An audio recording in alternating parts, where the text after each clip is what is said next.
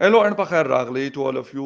मैं हूं फ़खर यूसुफज़ई और आप देख रहे हैं डिबेट विद फ़खर। आज की डिबेट में बात करेंगे पाकिस्तान के अंदर होने वाली बहुत सारी तब्दीलियां, एक सर्टन सिचुएशन क्यों है, पॉलिटिकल इंस्टेबिलिटी है, इकोनॉमी भी उस तरीके से परफॉर्म नहीं कर रही जिस तरह की हम बातें सुनते हैं।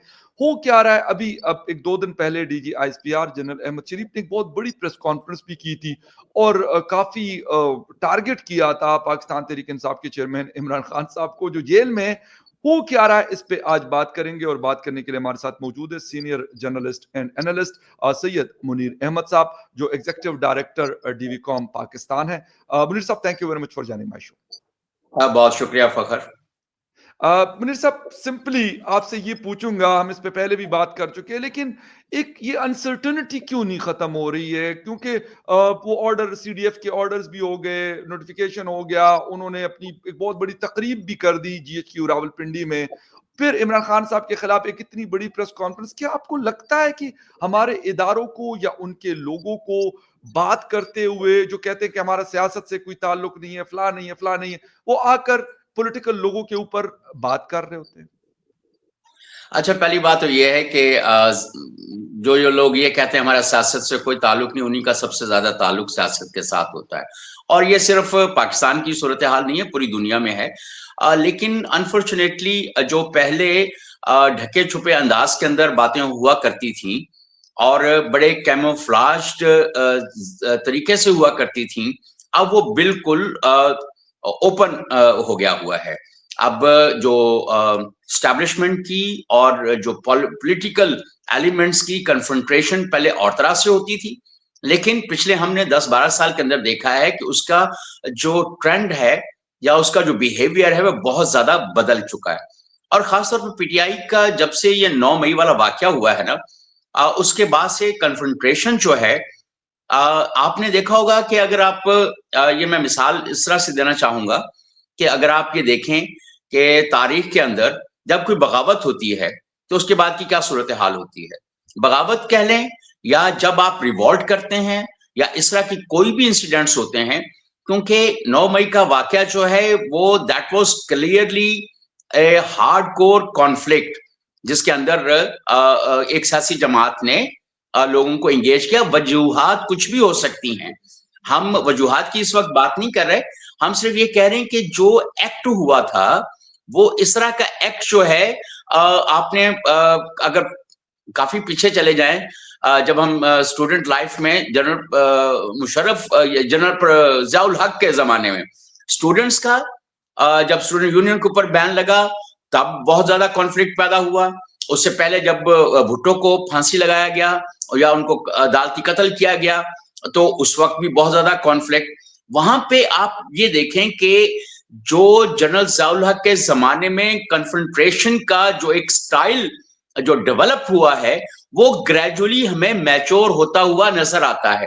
अब आप उसको जनरल परवेज मुशर्रफ के जमाने में देख लें और फिर अब आप इसको देख लें कि पीटीआई के खिलाफ जिस तरह से जो सारी सूरत हाल हो रही है, हर शख्स ने, चाहे वो सियासत के अंदर है, चाहे वो एस्टेब्लिशमेंट के अंदर है, चाहे वो मीडिया के अंदर है, चाहे वो कहीं पे भी है, उन्होंने जो अपनी रेड लाइंस थी, अपनी बाउंड्रीज थी, उनको अबूर करना सीखा है।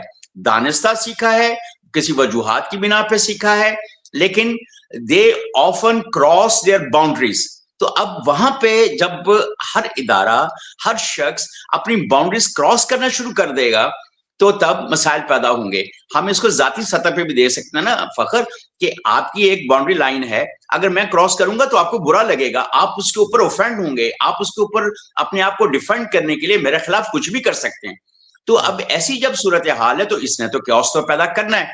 अब आप ये देखें, again I will go back to general Ziaul Haq regime, वहां पे कितना बड़ा क्योस क्रिएट किया, कितनी बड़ी कैमोफ्लाज्ड स्ट्रैटेजीज जो हैं उनको सामने लेकर आए और किस तरह से हमने जो एक अमेरिकन प्रॉक्सी के तौर पे काम किया अफगानिस्तान के अंदर।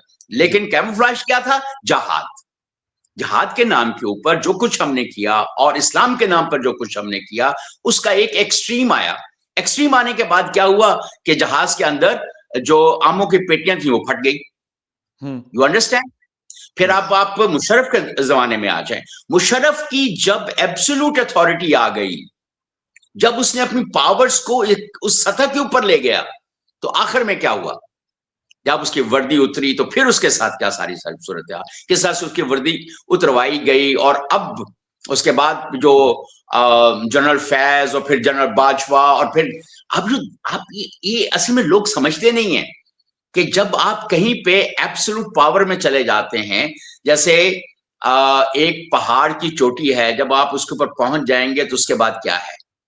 तो एब्सोल्यूट पावर जो है वो या तो आप वहां से डिसेंड करेंगे प्रॉपरली अगर आप कर पाए, या फिर कुछ और दूसरे मसाइल हो जाएंगे।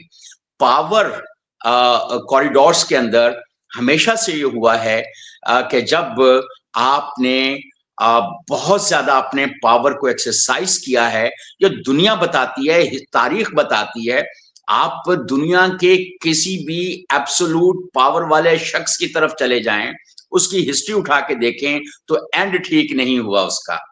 बिल्कुल, ये सिर्फ पाकिस्तान की बात नहीं मैं कर रहा हूं, आप दुनिया के बड़े बड़े जो पावरफुल हुक्मरान थे, आप उधर चले जाएं तो वहां पे एंड में क्या हुआ है?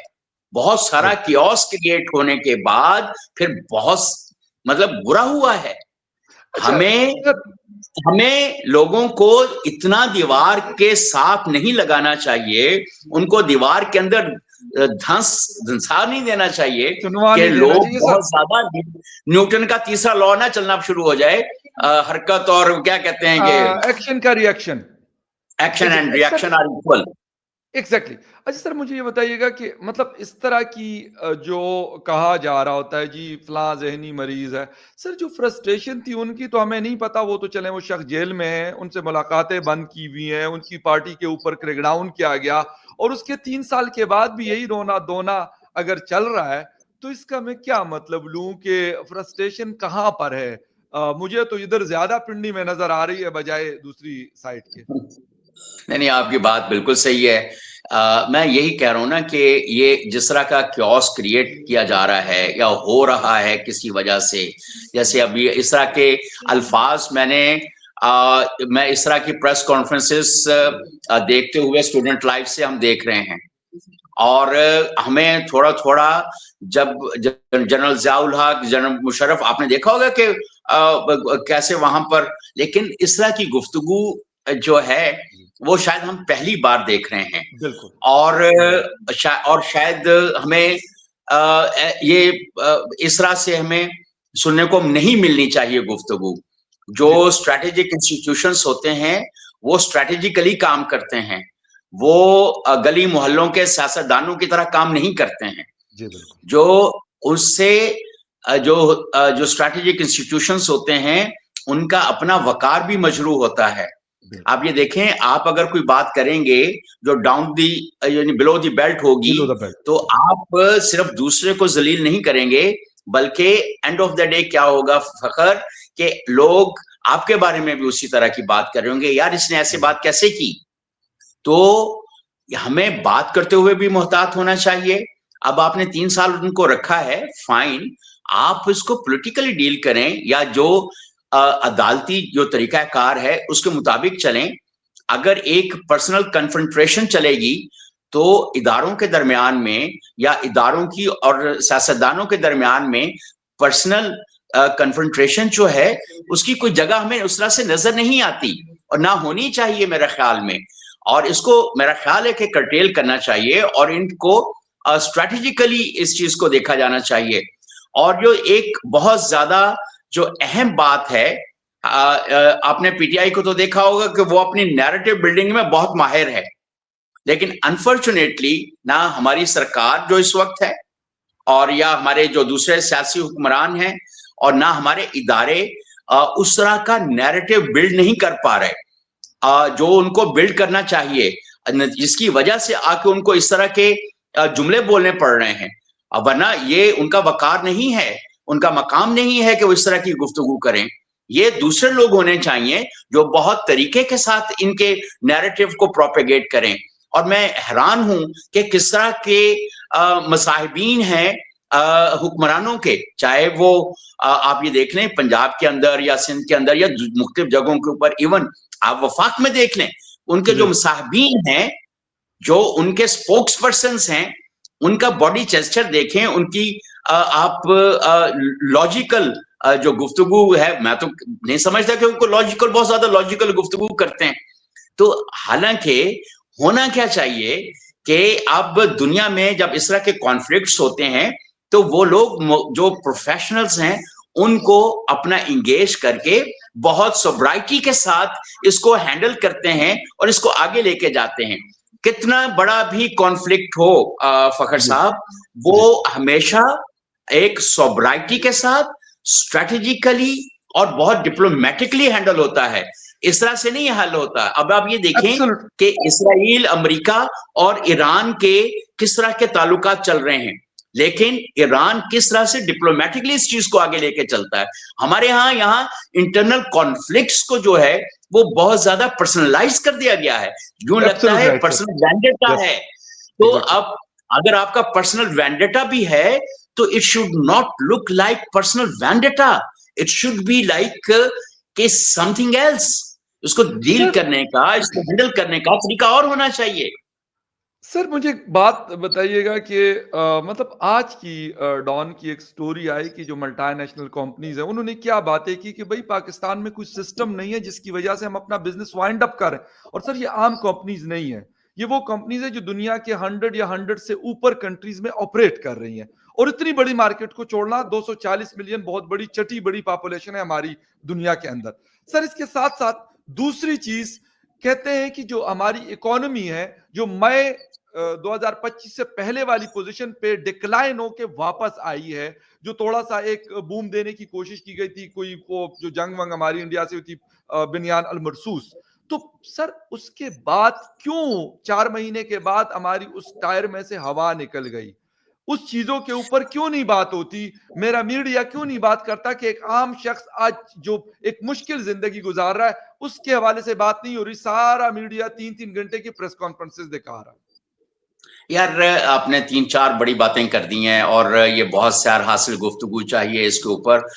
लेकिन पहली बात तो ये है कि जो आज एक चाइनीज कंपनीज का एक बड़ा इवेंट था, तो I was invited over there and I spoke to couple of Chinese businessman.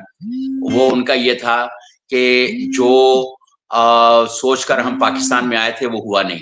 एक बात, इवन सीपैक 2 की जो हम बात कर रहे हैं बहुत ज्यादा उसको हम लेके चल रहे हैं। Even they have their apprehension, जो यारी दोस्ती में वो बात कर लेते हैं, लेकिन जी, बुनियादी बात यह है वो उसको पब्लिकली या गवर्नमेंट के साथ उस तरह से बात नहीं करते और दे बिल्कुल। Are very disappointed. अगर आपके चीन, आपके दोस्त मुल्क के लोग जो हैं वो आपके साथ इतनी एप्रीहेंशंस रखते हैं, लेकिन वो यारी दोस्ती में आपको पता है उनका एक रख रखाव तो आपके साथ मौजूद है ना, जी, तो बिल्कुल। उसके ऊपर बहुत ज्यादा बात नहीं करते। लेकिन जो यूरोपियन कंपनीज हैं या दूसरे, अब बहुत सारे लोग, इवन पाकिस्तान का अपना बिजनेसमैन जो है, वो कितने सैकड़ों लोग तो आपका अपना बिजनेस मेट के दूसरे मुल्कों में जा चुके हैं। आपके टेक्सटाइल सेक्टर में से कितने लोग जो हैं जो बांग्लादेश और श्रीलंका में जाकर उन्होंने फैक्ट्रियां अपनी लगा ली हैं। और इसी तरह से आपके जो यहाँ पे जिनकी प्रॉपर्टीज थी वो बेचकर पुर्तगाल में, बोस्निया और अपने यूएई में क्यों इन्वेस्ट कर रहे हैं, सऊदीया में लोग क्यों इन्वेस्ट करना शुरू कर दिया हुआ है। तो ये आपको देखना पड़ेगा कि कहीं ऐसा तो नहीं है कि लोग ये भांप चुके हैं कि ये चीज ऐसे होने वाली है। अभी 2-4 रोज पहले एक हाई प्रोफाइल डिनर पे मैं था, तो वहां पर एक पाकिस्तान गवर्नमेंट के बड़े ऑफिसर ने जी, एक जो जुमला कहा, मैं वो यहाँ रिपीट नहीं करना चाहता, I don't want to create chaos. उसने कहा कि हालात इतने इस नहज पे जा चुके हैं कि यहाँ पर इवन अब ब्यूरोक्रेट्स जो हैं, जो इंटेग्रिटी वाले ब्यूरोक्रेट्स हैं, बाकियों को तो आपको पता है ना, वो तो जैसे चल रहा है, आपने देखा होगा पिछले दिनों। बिल्कुल। बहरहाल जो नेक्सस में है ना 26वीं, ब्यूरोक्रेट, 27वीं, 28वीं, वो 29वीं में। दोषे है ना जी, उनके तो यशी हैं। जो बेचारे इंटेग्रिटी वाले हैं वो कहते हैं यार हमारे लिए बहुत मुश्किल काम है। वो बिल्कुल। बेचारे एक, और अगर ब्यूरोक्रेसी के अंदर जो ऑनेस्ट है, स्टेडफास्ट ब्यूरोक्रेसी है, या if they are agree. Feeling so scared about it, इसका मतलब है there is something happening around. और जो लोगों तक नहीं आ पा रहा है। आपके टीवी चैनल्स के ऊपर आपने कहा कि बात नहीं हो रही है, या कोई करने देगा बात तो वो करेंगे ना।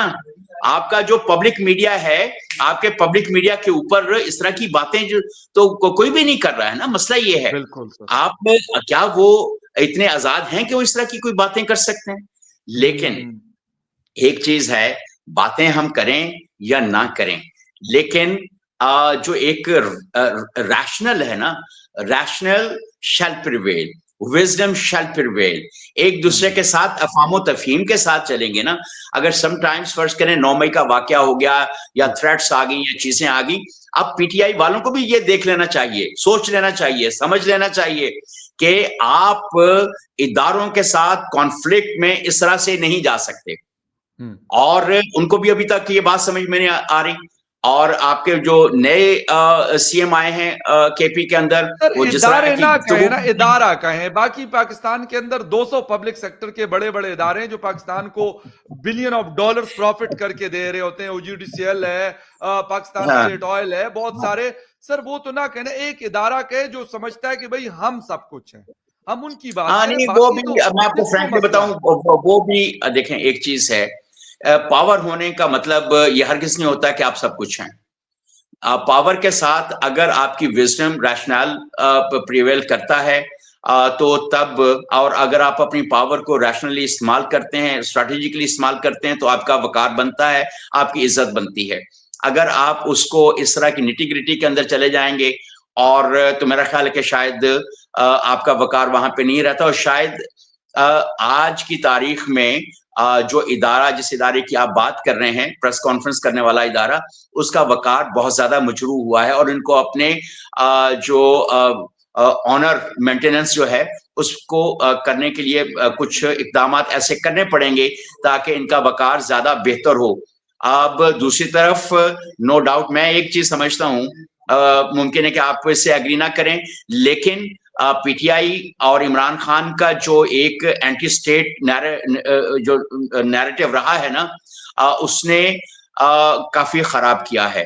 फैज साहब और बाजवा साहब के जमाने में जो सूरत हाल रही और जिस तरह से दूसरे सियासतदानों के साथ किया गया, अब उससे तरह या उससे और तरह का जो सलूक जो है वो। लेकिन कभी भी सियासत के अंदर जो ट्रेंड पीटीआई लेकर आया है वो नहीं आने चाहिए थे। 2014-16 के जो धरनों से जो एक जो पॉलिटिकल क्योस पैदा हुआ है, उसका भी नहीं होना चाहिए। उसका इकोनॉमिक इम्पैक्ट आया है, उसका सोशल इम्पैक्ट आया है। तो अब जब इतना बड़ा डिवाइड क्रिएट कर देंगे आप सोसाइटी के अंदर, कि हर इदारा दूसरे के साथ, इवन इस नैरेटिव ने जो पीटीआई ने क्रिएट किया था, उसकी वजह से फैमिलीज के अंदर रिफ्ट्स पैदा हुई हैं। आप इससे ये अंदाजा लगा लें। और एक जो सबसे ज्यादा आपके यहाँ अदम क्या कहना चाहिए कि आपके जो पेशेंस जो है ना, सब्र का पैमाना कह लें, वो बहुत नीचे चला गया है। आपके अंदर पेशेंस बहुत ज्यादा कम हो गया है। आपके अंदर जो रैशनैलिटी का था, जो एक हम एनालिसिस करते थे ना based on some rational factors, वो सारा मुक गया है। आपने सोचने समझने की सलाहियत को खत्म करके लोगों को ज़ॉम्बीज बना दिया है। अब मुझे ये बताएं कि ज़ॉम्बीज के साथ अगर कोई इदारा या इदारे लड़ेंगे, तो मुझे आप देखें कि किस तरह की सिचुएशन आपको बनती हुई नजर आती है। आपने सर ज़ॉम्बीज की फिल्में देखी हैं जी जी, कि कुछ वहां ज्यादा पर नहीं लेकिन थोड़ी बहुत। सर ओके, नहीं, फाइन, गॉट इट, एक गॉट दो इट। भी देखी है ना तो बहुत हैं। मैं ये नहीं कह रहा सर, हूं कि बिल्कुल। अब उसी तरह की सिचुएशन पाकिस्तान के मुआशरे के अंदर बनी हुई है, सर और बात जिसको ये नहीं है कंट्रोल करना बहुत ज्यादा जरूरी है। सर, हम इंडिया के ऊपर बेतहाशा क्रिटिसिज्म करते हैं और करेंगे भी, ठीक है, हम्म, बहुत सारे मामलात में हम करते हैं। लेकिन हम्म, सर मुझे ये बताइएगा कि वहां पे एक डिफेंस मिनिस्टर है राजनाथ सिंह, उससे पहले भी बहुत सारे गुजरे हैं। सर किसी की मजाल है कि राजनाथ सिंह को जाकर आंखें दिखा दे? यहाँ पे 5 करोड़ का सूबा है खैबर पुख्तनख्वा, उसके चीफ मिनिस्टर है सुहेल आफरीदी। उसको क्या कहा हम्म, जा रहा है? सर मुझे ये बताए कि एक हम्म। 21 ग्रेड के ऑफिसर के पास ये इख्तियारात कहां से आए कि वो कहे कि नहीं जी मैं आपका गिरबान भी पकड़ूंगा, मैं आपका सब कुछ करूंगा, लेकिन आप मुझे जवाबन कुछ भी नहीं कहेंगे। आप कहेंगे सर बिल्कुल आपने सही फरमाया। सर ये मजारे हैं, भेड़ बकरियां क्या है? यार देखें, मैं आपको एक बात बताऊं फखर, मैंने कहा कि जो ट्रेंड्स 2014-16 के अंदर सेट हुए वो बिल्कुल फजूल थे और बिल्कुल उसने फजूल। बहुत ज्यादा एक क्योस क्रिएट किया। और किसी को भी ये हिम्मत नहीं होनी चाहिए वो किसी इलेक्टेड को जाके इस तरह की कोई बात कहे। किसी ब्यूरोक्रेट की मजाल नहीं होनी चाहिए, किसी सरकारी अफसर की ये मजाल नहीं होनी चाहिए, नहीं होना चाहिए। आप पाकिस्तान जो डिवाइड हुआ था वो इसी वजह से हुआ था कि दूसरे का मैंडेट तस्लीम नहीं किया गया था। वो गलत था या वो सही था, लेकिन उसको वोट मिले थे। शेख मुजीबुर रहमान को पूरे पाकिस्तान के ऊपर हुकूमत करने का हक मिला था और उसको करना चाहिए था। वो बाद की बात है कि क्या बनता या क्या नहीं बनता, इधर तुम इधर हम वाला फार्मूले से ये मुल्क तकसीम हुआ। आज केपी में पीटीआई की हुकूमत है, पीटीआई के हुकूमत और उसके मैंडेट को तस्लीम करना चाहिए। एक बात, पीटीआई का जो चीफ मिनिस्टर है उसको जो फेडरेशन है उसका जो हक है उसको तस्लीम करना चाहिए। उसको उसको फेडरेशन को, इदारों को वो धमकी नहीं दे सकता और उसकी ये मजाल नहीं होनी चाहिए कि वो किसी को धमकी दे। और इनको सर चाहिए कि उसके मैंडेट की रिस्पेक्ट करें। सर टाइम रिस्पेक्ट हमारे पास बनती है खत्म है। दोनों तरफ से फखर। सर टाइम खत्म है, लेकिन लेकिन जब वो चीफ हाँ, मिनिस्टर नहीं थे, यहाँ पर हाँ, फेडरल मिनिस्टर हैं सर अता तारड़, राना हाँ, सनाउल्लाह, नजीर तारड़, हाँ, अजमा हाँ, हाँ। बुखारी। क्या कहते थे सर? कहते स्मगलर है, दहशतगर्दों का साथी है। सर ये वाली लैंग्वेज तो यहाँ से शुरू हुई थी। इनके पास सर जब डिलीवरी नहीं है, ये कहते हैं जी खैबर पुख्तनख्वा तो कंडर है। वहां पे तो मरियम कहती है 1902 की के जमाने की सड़कें खैबर पुख्तनख्वा, खास पेशावर का जिक्र करती हैं। सर तो ये कौन सा करके, मतलब पहले कौन सी ये चीफ मिनिस्टर थी और कौन सा इसका, जिसे कहते हैं पॉलिटिक्स के मैदान में ये कोई अपना कारनामा बता दे कि ये ताने देती है। तीसरी दफा खैबर पुख्तनख्वा ने वोट दिया और मैं कहता हूं 5 दफा और भी दे दे, ये उनकी मर्जी है। कोई किससे क्यों पूछे बिल्कुल ऐसी कि मत भाई आपने वोट किया है? देखें, सर क्यों तकलीफ है? पहली चीफ मिनिस्टर वो है, पहली बात, उसको जो जो उसके लिए जो जिस तरीके की लैंग्वेज यूज की गई है इस्लामाबाद से, फेडरेशन को सर इसी तरह चलाया जाता है। फेडरेशन क्या वन साइडेड नहीं चलती नहीं है? बिल्कुल ऐसा मुझे नहीं ये है। बता देखो दें। मैं एक बात बताऊं, आप जिसने जो भी लैंग्वेज इस्तेमाल की वो बिल्कुल गलत की। पहले की, अब की, हर बंदे को अपना घर ठीक रखना चाहिए और दूसरे के घर में कि वो उसके घर में क्या हो रहा है क्या नहीं हो रहा है ये उसका कंसर्न नहीं होना चाहिए। फेडरेशन में वी हैव 6 फेडरेटिंग यूनिट्स। हर फेडरेटिंग यूनिट जो है वो अपने घर का खुद जिम्मेदार है। मैं ये नहीं कह सकता फखर तुमने अपने घर के अंदर ये क्यों किया या ये नहीं कर रहे हो। मुझे अपने घर का जवाबदेह हूं, आप अपने घर के जवाबदेह हो। आपको आपके घर वाले पूछेंगे, मुझे मेरे घर वाले पूछेंगे। मुझे मेरा मेरा जो प्रोविंस है मुझे अपने प्रोविंस के ऊपर बात करनी चाहिए, अपनी परफॉर्मेंस के ऊपर बात करनी चाहिए। प्रॉब्लम ये हो गया है, पॉलिटिकल स्कोरिंग कब तक करते रहेंगे हम। अब देखें, ये आप शुरू से उठा के देख लें कि पॉलिटिकल स्कोरिंग करते करते पाकिस्तान कहां चला गया। जो हमारे 7 मुल्क आजाद हुए वो दुनिया की सुपर पावर बन गए। और जाहिर है कि ये इस तरह का रवैया जो है, मैंने अभी फराइज की और हकूक की बात की है। मैंने ये कहा कि अगर पंजाब है तो पंजाब को अपने पंजाब तक रहना चाहिए और बताना चाहिए कि हम ये कर रहे हैं, हमने ये कर दिया है। केपी को अपने हक में रहना चाहिए। बिल्कुल चीफ मिनिस्टर के जो राइट्स हैं वो उसको मिलने चाहिए, जो इसके फराइज हैं वफाक की तरफ वो उसको पूरे करने चाहिए। ना इनको उसको बुरा भला कहना चाहिए ना उसको थ्रेट्स देनी चाहिए। दोनों तरफ आग है बराबर लगी हुई। मसला ये है कि अपनी अपनी आग को ये लोग संभालेंगे तो प्रोविंसेस और वफाक का ताल्लुक ठीक रहेगा और वफाक के जो इदारे हैं उनके साथ उनका ताल्लुक ठीक रहेगा। हर शख्स को आसान, वक्त तो बिल्कुल खत्म हो गया। एक बात कि जैसे मैंने अभी कहा कि बाउंड्रीज की बात है, यार जो मेरी बाउंड्री है ना मुझे अपनी बाउंड्री में रहना चाहिए। 2 मुल्कों के दरमियान बाउंड्रीज के बाद एक बफर जोन भी होता है, नो मैंस लैंड होता है कि नहीं होता है। वो नो मैंस लैंड क्यों होती है भाई? आप हम अपने पर्सनल लेवल पे जब हम कहीं कोई इस तरह की ट्रेनिंग्स करते हैं, चीजें कहते हैं कि यार हर बंदे को ना ब्रीदिंग स्पेस देनी चाहिए, वो नो मैंस लैंड है। अगर मेरी हद यहाँ पर है, आपकी हद यहाँ पे है, तो ये यहाँ से ब्रीदिंग स्पेस है। कहते हैं हाथ वहां खास तक तौर जाना से चाहिए जहां से दूसरे की नाक शुरू होती है। मेरी आजादी वहां तक है जहां से आपकी नहीं, नाक शुरू होती है सर, सर मतलब सर ये आप उसको ब्रीदिंग स्पेस की मैं बात कर रहा हूँ, जो नो मैंस लैंड है या बफर जोन है। दो इदारों के दरमियान भी बफर जोन होना चाहिए, प्रोविंसेस के दरमियान में भी बफर जोन होना चाहिए। That is very important. अगर ब्रीदिंग स्पेस आप एक दूसरे को नहीं दे रहे हैं, तो आप एक दूसरे का एब्सोल्युटली इस्तेमाल कर रहे हैं। एग्जैक्टली एग्जैक्टली सर, आप बिल्कुल अवाम पे छोड़ दें, अवाम जिसको लेकर आना चाहता है उसको ले आए, उसके एग्जैक्टली आप ठीक है। एक जो नेशनल इंटरेस्ट है उसको वॉश करने के बहुत सारे तरीके हैं। कॉन्फ्लिक्ट क्रिएट किए बगैर भी नेशनल इंटरेस्ट जो है पेंटागन करता है ना। क्या बर्तानिया के अंदर नहीं होता है? बर्तानिया के अंदर भी इस्टेब्लिशमेंट एक बड़ी स्ट्रांग मौजूद है, CIA भी मौजूद है अपने यानी दुनिया के अंदर। वो जहां जहां पर क्या जो दूसरे मुल्क हैं, अब चले पड़ोस को छोड़ दें यार, पड़ोसी तो हमारा दुश्मन है, चाहे वो जो भी करेगा हम उसको कोई बहुत ज्यादा सर, हम अच्छी नजर जितना से नहीं मर्जी देखते। दुश्मन उसको कहे, लेकिन मैंने कहा वहां सिक्योरिटी डिफेंस के सामने किसी की मजाल नहीं है सर, उपेंद्रा द्विवेदी की इस वक्त तो नहीं चीफ है करनी आर्मी चाहिए के। ना। सर बात सर यही है। ये और दूसरी बात सर, खत्म कर रहा हूं क्योंकि टाइम खत्म है सर ने, क्योंकि एक कॉन्फ्रेंस में अपनी कुछ स्पीच देनी है बाहर किसी कंट्री के, तो इस वजह से हम शॉर्ट कर रहे हैं इसको। और बात ये करेंगे कि सिक्योरिटी रिस्क करार देना, फातिमा जना को भी दिया था, भुट्टो साहब को भी क्या कहा था, बुख्ती साहब को भी कहा था, वली खान और बाचा खान को भी कहा था, नवाज शरीफ को भी कहा था, और आज इमरान खान साहब को भी कह रहे हैं। तो सर बेनजीर भुट्टो को सिक्योरिटी, भूल गए आप। हाँ, बेनजीर सईद, बिल्कुल exactly sir, I am sorry, बिल्कुल बिल्कुल, उनको भी उसको तो मुझे ये एलिमिनेट ही बताएं। कर दिया था ना।